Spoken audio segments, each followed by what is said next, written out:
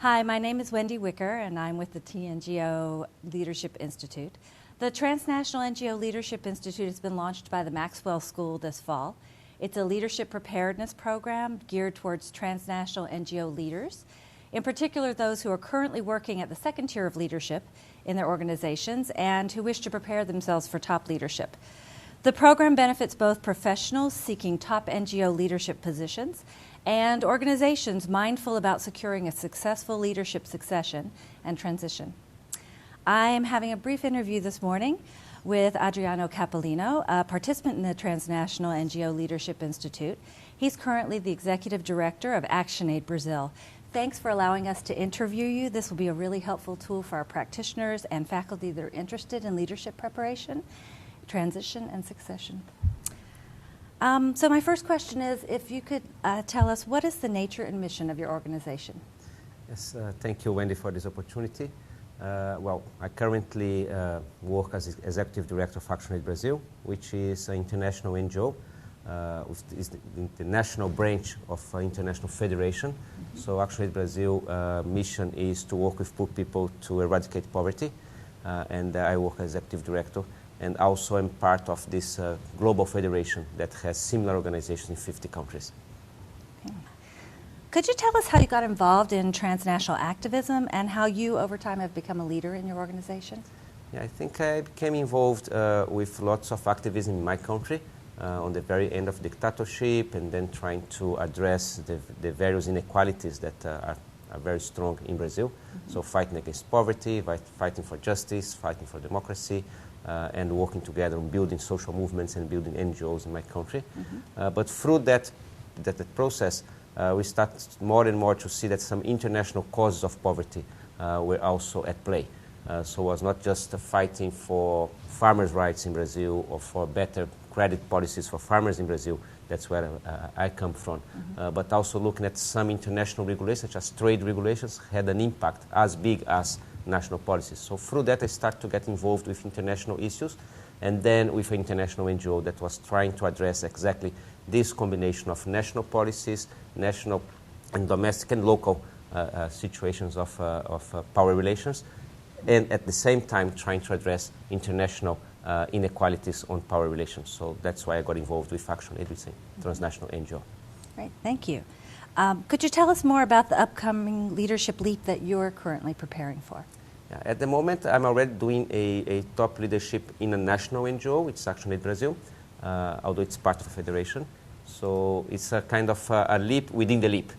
So being Executive Director of ActionAid Brazil, I'm in charge of developing a vision and change the organization towards that, because I believe that Brazil's context is changing so much that ActionAid Brazil will have to change profoundly to be able to fulfill its mission in the future. So I'm engaged on this very deep organizational change in my country. But at the same time, I also believe that the global geopolitics and within civil society itself and within international NGOs, we also need a very, very huge change. So we have a very complex change in the context. Geopolitics are changing very, very fastly. The trends of poverty, demography, power are changing in an unprecedented rhythm. So I believe that international NGOs leadership will have to change as well. So that's where I see my next leap.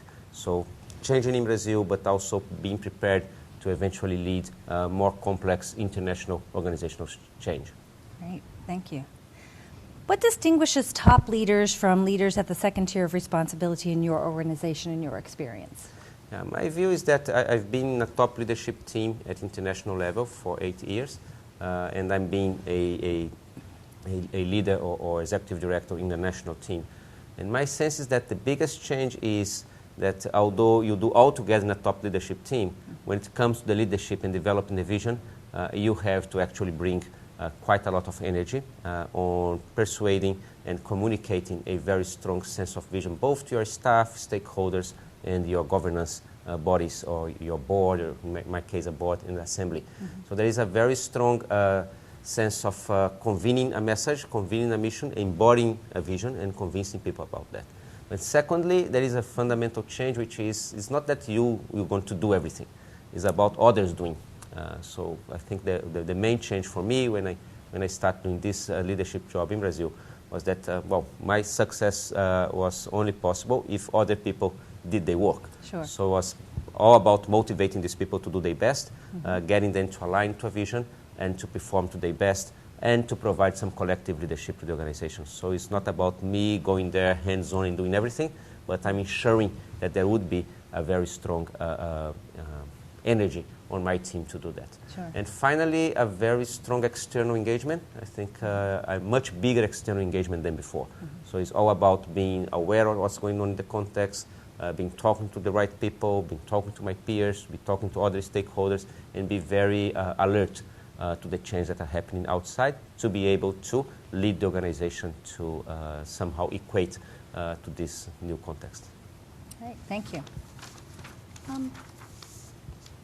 What do you expect to gain from attending the Transnational NGO Leadership Institute? Look, I already gained a lot these few days. I've been here. I think mostly a deeper understanding of leadership styles, my own style, and also other colleagues' styles, and then being able to better convene and lead a collective leadership in my organization. So that's for me a big gain. Secondly, I think a lot on change, as I'm so engaged on change at the moment, so I'm very interested on going deep, analyzing, understanding organizational change, understanding the enabling factors, understanding resistance, understanding the power politics, as well as human resources, structural. So it's a lot of different processes at play, and I think the courses help me a lot. Actually, not the course, but the process is helping me a lot on getting a better understanding of change and a better. To pick on one particular issue that I was not so exposed, it's about the psychological contracts, for example, which for me has been very interesting to look at, look back at the change I've been doing this year, and look at my staff and my team, so much on psychological non-written contracts that you actually have to deal with as well. So I think it's been fantastic learning. That's great. What challenges is your organization facing at this moment in regard to leadership succession and transition? And how do you think your organization is dealing with these challenges?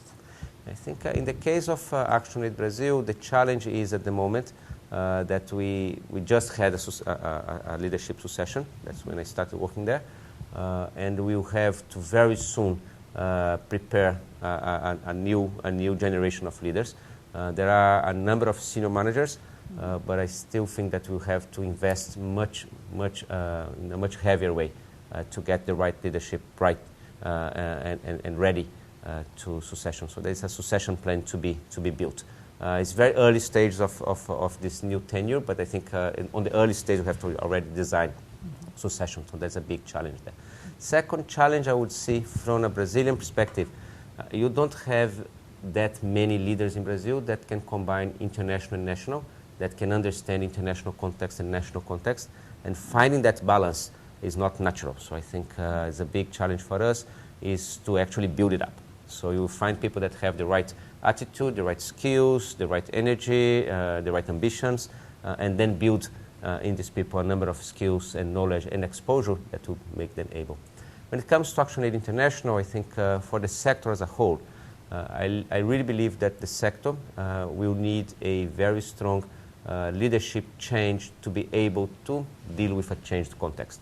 So if you look at the rise of the emerging countries, if you look at the rise of different politics in different countries, if you look at the Arabic Spring, as a part of the Western media is calling it, so there are so many changes that to what extent our current leadership in the sector is being able to change and to implement change in a pace that's fast enough to cope with the changed context. So I think there's a huge context there on understanding that it's not business as usual anymore. Sure. So the context will have to change, the sector will have to change so quickly to cope with that, and I think leadership must be alert and prepared to that. Yeah, and that's really exciting. What are some of the most important lessons or skills you've learned from attending the TNGO Leadership Institute thus far? Yeah, I would say change. I think managing change, understanding change, and manage the various aspects of change has been a great skill that I got here, as well as collaboration and looking at improvisation, crisis management, and collaboration. I think that has been also a topic that were quite good for me. The other talks are also very good, very in-depth, leadership styles, structure, as well as strategic planning. There are lots of very interesting topics and all in-depth, but those two capture my attention in a special manner. Great. Thank you so much for letting us interview you today. Thank you very much. My pleasure.